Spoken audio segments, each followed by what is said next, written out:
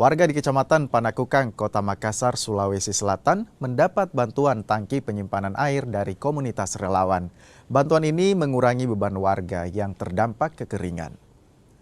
Bantuan tangki penyimpanan air ini dirasa sangat membantu warga di Kelurahan Panaikang, Kecamatan Panakukang, Makassar. Apalagi sejak beberapa bulan terakhir, musim kemarau melanda Kota Makassar sehingga warga krisis air bersih. Dengan bantuan tangki penyimpanan air ini, diharap warga dapat menampung air bersih sehingga warga memiliki stok air bersih yang dapat digunakan bersama-sama. Ya, kami sangat berterima kasih. Kami agak terbantu dengan adanya tandon untuk penampungan air untuk warga di sini. Karena betul-betul kami sudah hampir 1 bulan lebih, hampir 2 bulan, kekurangan air. Air pump juga tidak jalan. Ada, kami ambil sumur di seberang, kampung seberang. Kami juga kadang beli, ya kalau terpaksa untuk air minum.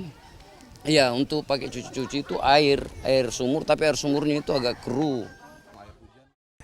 Informasi tadi sekaligus menutup perjumpaan kita di Kompas Sulsel edisi hari ini.